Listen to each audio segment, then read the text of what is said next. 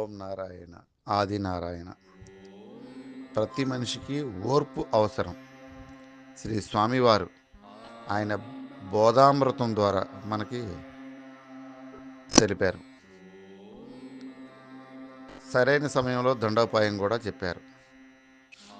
శ్రీ స్వామివారు ఎంత ఓర్పు అంటే భూదేవి కంటే మించిన ఓర్పు గల మహనీయుడైన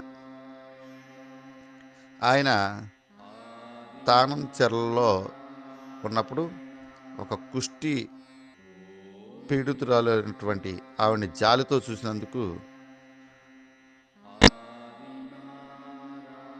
విచారణ జరిపి సరిగ్గా చెప్పలేదని మోగుతో కొట్టి కట్టేశారు.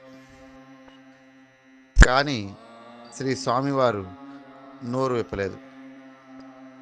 అంటే కొన్ని విషయాల్లో ఆయన మౌనంగా ఉండేవారు.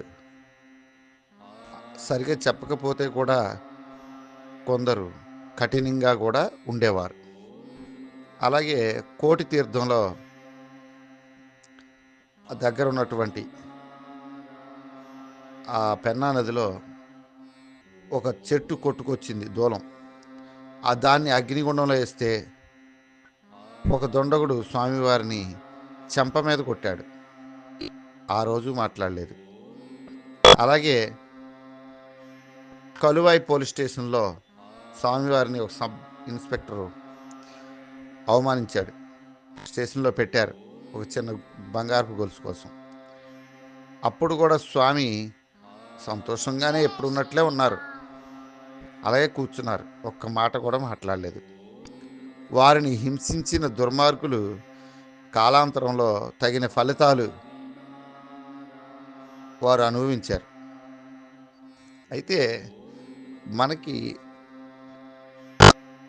దీని నుండి తెలుసుకోవాల్సింది ఏంటంటే ఆయన ఓర్పు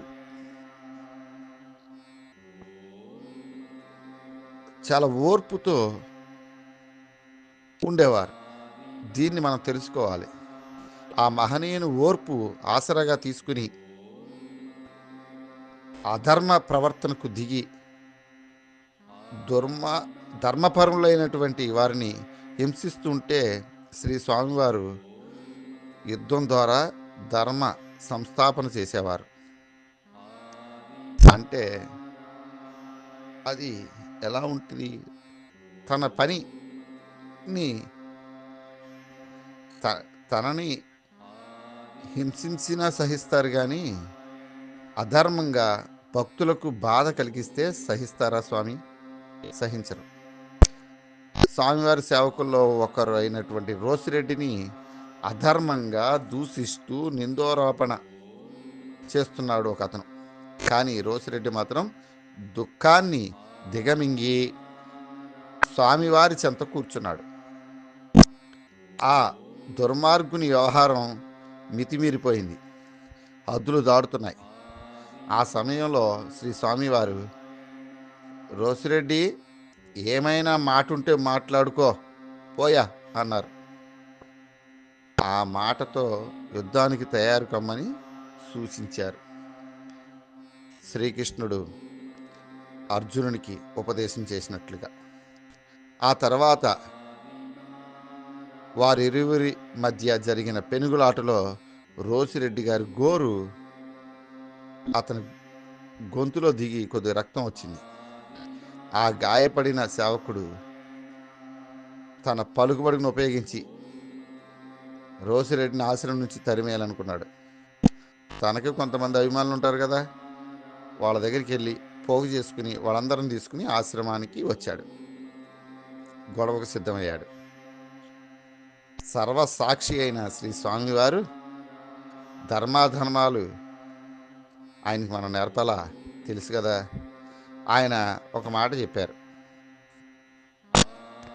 అయ్యా, ఒకరిని పొమ్మని చెప్పేదానికంటే మనమే పోవడం మంచిది కదయ్యా అని ఒకే ఒక వాక్యం పలికారు అంతే. దానితో ఎక్కడ వాళ్ళు అక్కడే గుట్టు చప్పుడు కాకుండా వెళ్ళిపోయారు. ఈ సన్నివేశం ద్వారా స్వామి ఏం చెప్పారు? అంటే మనం దీన్ని అర్థం సరిగా చేసుకోకపోతే మళ్ళీ పొరపాటు పడినట్టే. స్వామి ఏం చెప్పారు, ఒకరిని పొమ్మనే కంటే మనమే పోవడం మంచిది కదా అంటే, మనం ధర్మంగా ఉన్నప్పుడు వెళ్ళిపోమని కాదు. మనం గనక తప్పు చేసి ఉంటే మళ్ళీ ఎదుటి వ్యక్తి మీద దాడి చేయడం కంటే మనం తప్పు చేశాం కాబట్టి మనం ఇక్కడ నుంచి మనమే వెళ్ళిపోవాలని చెప్పారు ఆయన. ఒకరిని పొమ్మనే కంటే మనమే పోవడం మంచిది కదా అని. అంతేగాని ధర్మంగా ఉన్న రోసిరెడ్డిని అనలేదు. రోసిరెడ్డి వెళ్ళిపోయాడా బయటికి? రోసిరెడ్డితో చెప్పలేదు కదా. ఇది సరిగా అర్థం చేసుకోకపోతే పొరపాటు పడతాం. ఎందుకంటే ధర్మంగా ఉన్నప్పుడు కూడా మనమే పోవడం మంచిది కదా అనుకోకూడదు.